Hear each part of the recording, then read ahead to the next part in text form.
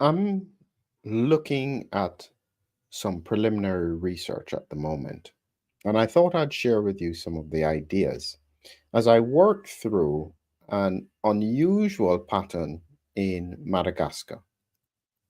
If you had heard me speak about Haiti in the past few months, the fact that they were only 2.7% vaccinated and had remarkable outcomes with less than 1,000 deaths, it triggered my interest in potentially other places like that. One of the comments that someone had mentioned was about Madagascar. And so I do listen and observe what people say. And they highlighted Madagascar, and they highlighted something in Madagascar that I had never heard about before. And so I'm currently going through the process of trying to get some information to make sense of what is going on. And what they shared with me is a product that I'd never heard of before, COVID Organics, or CVO. And I'll come back to that in just a moment. But it highlights that there are options out there that haven't been properly studied, largely because it's inconvenient. You have to understand that Madagascar, if you thought 2.7% vaccination rate in Haiti was low, so far it seems that it's less than 1% in Madagascar. Based on the WHO figures of only about 1,000 COVID deaths and 1,100, there's a further paper that said that no, many of the cases were not accurate, but their numbers were way beyond what the WHO saw. So I need some clarification, and I hope to get it soon. However, I am still interested in understanding what it was they were using and why it could have worked. Because whichever way we take it, Madagascar was not decimated by COVID. They're fine. They have moved on. So, therefore, they managed to do this without a vaccine. That's quite incredible. Under normal circumstances, you'd expect the world to stand up and look, but sadly, that's inconvenient. So, I'm going to highlight a few points about CVO, and I'm going to share with you some of the science around what I'm looking at with severe disease, what caused it. And so, when we look at this product that was analyzed, this was in 2021. It was analyzed in Nigeria, and this paper was looking at Artemisia. And they were looking at in here just primarily in terms of how much came out in the tea that they used. It's an acclaimed herbal product for the management of COVID 19. And it was used in different parts of Africa, but it was very much pushed in the context of Madagascar. What is it? And how could it have worked? So it was also highlighted here, and this is another paper that shows the usefulness of herbal medicines in the prevention and management of COVID. And as you can see here, this again is from Nigeria. And in this paper here, one of the first products that they went through, again, is it Artemisia annua. And they were talking about the fact that it seems as though it had excellent activity in the context of SARS-CoV-2. So we're onto something here, but it's something that has never really been given much attention because, one, I didn't hear about it before. And the question is if it worked, my question is always, why did it work? What is the mechanism? How do we make sense of what happened? So I'm going to take you through some science here to try and explain what I think is going on. Because you have to remember, in every disease condition, you need options. It's like having only one option for something. It means if somebody's allergic or they have bad reactions, what does it mean? They get nothing. So even if you thought there was a product or an intervention that worked perfectly, there will always be people who cannot use it for whatever reason. And so you must always have backup options. And I'm saying this just so that the pro-injection crowd doesn't think that I am against them. But let's cover that another time. So let's go through a little bit of the science. And I'm taking you through some of the really important pieces of research that we are working on at the moment. And this will eventually be a paper, but as you formulate the ideas, you look at ways to try and make sense of what you're seeing. So let's go through some basic stuff. So what is this artemisinin? It's derived from sweet wormwood from a plant, Artemisia annua. It is known to have potent antimalarial activity, and it does that by generating reactive oxygen species. It's also known to be anti-inflammatory and antiviral, including SARS-CoV-2. It also can target abnormal cells with high levels of iron. Very interesting. And it has a good safety profile. It has been used for a long time and is very much appreciated in parts of the world that are used to traditional medicine. So, our question is, do we have something here that could be beneficial? So, I'm going to take you through the science based on our research as to what happens in severe COVID 19. Now, you may think to yourself, well, nobody's filling up ICUs anymore. What is the point of talking about severe COVID 19? You have to understand that COVID is still circulating and a lot of people are still dying and they don't know the connection with COVID. So the cytokine storm is still potentially happening. It's just that it is no longer respiratory. Very important differentiation. So we may be facing these same issues and people are just dying in a different way. So let's go through a little bit of the science. We know that the virus targets the upper airways. And you can see here a virus going in, it infects in the upper airways in the nasopharynx, it replicates, and then it will spread down into the lungs as well as outside. Critically, this virus does it without any symptoms early on. It's very good at evading your immune response. This is why so many people have so few symptoms. Once it has spread further, it then goes to the lungs. And I keep explaining to people that even if you had very mild symptoms, when we looked at the science, the lung was still inflamed. But people weren't sick enough to need any hospitalization. So in the first phase, in the first few days, even if someone had symptoms with a minor cough, a little bit of a temperature, if you looked at a CT scan, it would be significant inflammation throughout the lungs. It's a very important point. As I said, the main strategy of this virus is to evade the alarm signal in your immune system, which is interferon. It's kind of like it knows how to switch off the lights and therefore move around undetected. The fact that you can't see it because it's dark doesn't mean it's not moving around. That's an important point.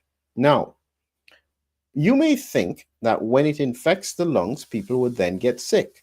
No, they get sick almost a week later. This is what Dr. Chetty also noticed. That's his day 8 protocol. And this is what we noticed as well in the timeline.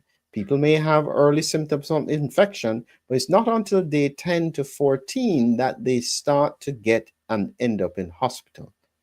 What is the mechanism of the delay? That's an important question.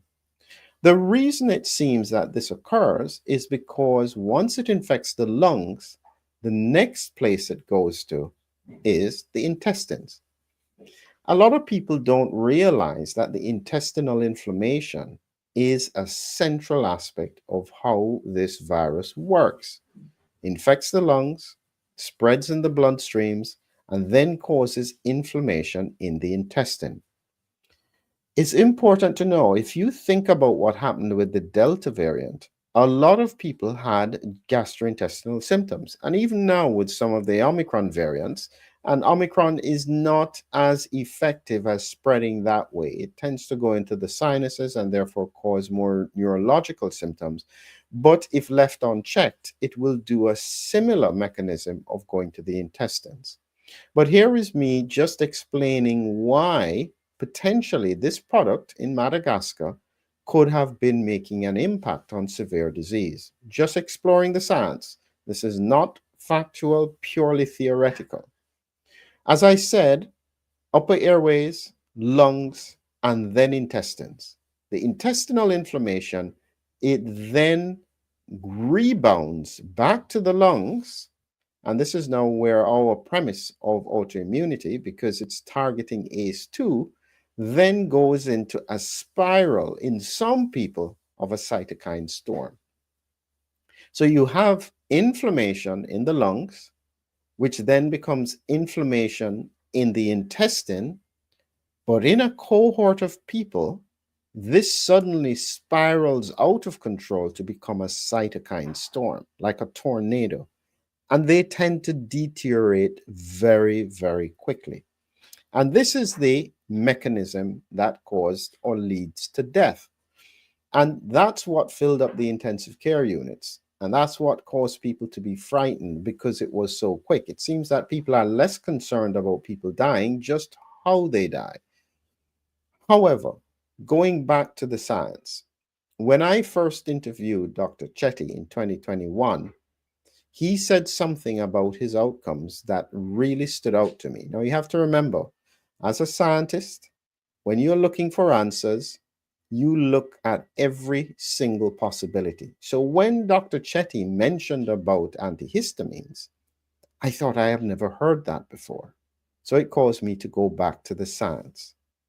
This is what I found, and this is very, very important. For anyone who is clinical, they will know that the rapid deterioration that occurs with severe COVID-19 is not normal. There are only a couple of conditions that can do it. One of them is heart failure, rapid onset heart failure. Somebody gets short of breath very, very quickly. And the other thing is more like an allergic anaphylactic response, where they can get very short of breath very quickly if it involves the lungs. Those are the two primary mechanisms where somebody can deteriorate with respiratory compromise very quickly. So suddenly, what he said about mast cell activation made a lot of sense. When I went back to the science, this is what I found. Because these immune cells, macrophages, become hyperactivated in COVID, they release a specific cytokine MCP1. This cytokine then causes mast cells, which have histamine, these are the ones that trigger usually allergic responses, to release histamine. But guess what? The same histamine it releases further stimulates the macrophage to produce more MCP, and you then get into a spiral. And it made then sense why Dr. Chetty's approach as to breaking this cycle in many cases reduced the severity. Now, it's important to note that he clearly realized that if you just used antihistamines, it would have some impact, but it wouldn't save lives. He needed the combination of immune suppression with antihistamines to then cause almost a complete resolution in days. So that was his strategy that he used, over 14,000 people, no deaths, a remarkable thing that the scientific community ignored. Can you believe that they're taking him to court because he saved so many lives? I've never seen anything like it. Anyway, so that is therefore very important in terms of severe COVID-19. What happens in that response then leads to the other part of the puzzle, which are microclots.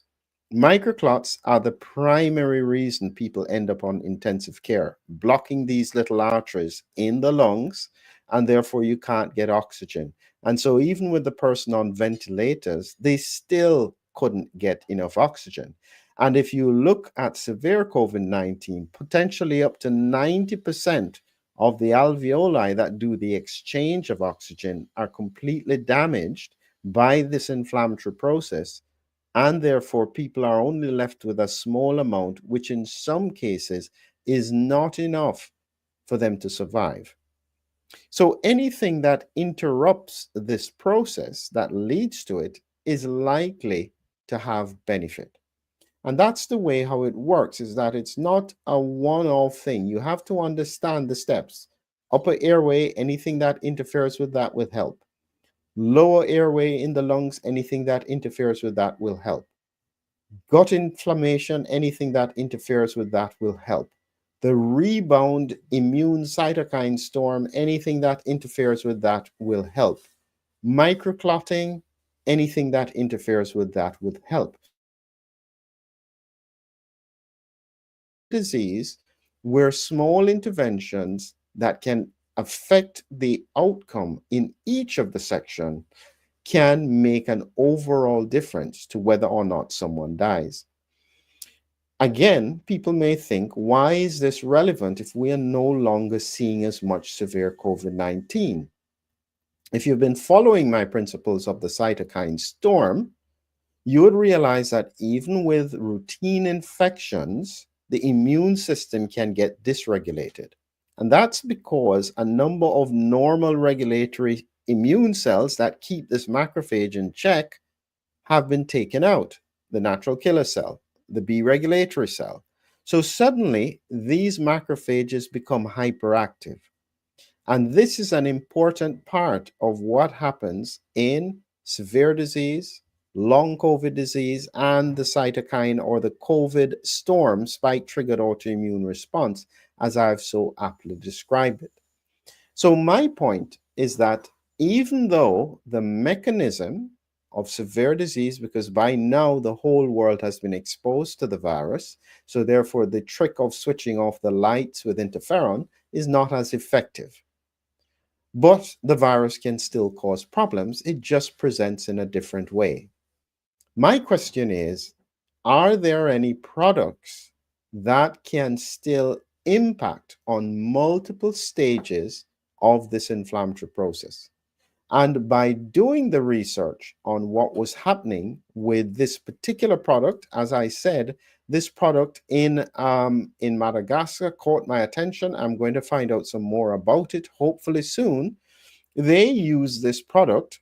They called it COVID Organics. It was a herbal tea. They literally mandated it that everybody needed to have this in 2020. In April of 2020, this thing was used all across the country.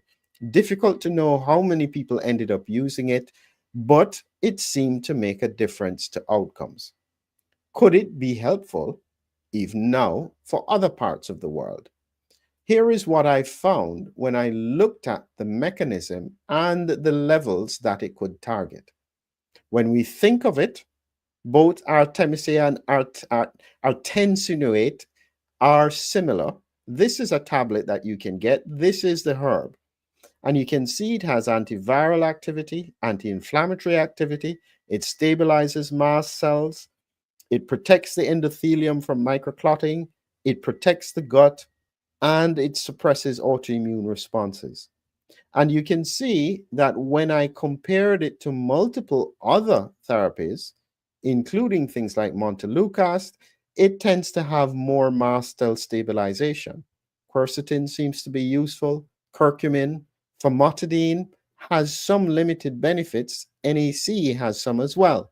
And what you're realizing now is that if this research is correct, there may be a way to combine different products to protect people from these critical responses that can occur. Let's remind you, in case you joined late, I have been looking at the outcomes in Madagascar. It seems that they had quite remarkable outcomes, very similar to Haiti, and they are even lower vaccinated, less than 1%. The question is how? They apparently mandated a herbal tea. We don't know if this necessarily was a critical factor, but I'm trying to find out.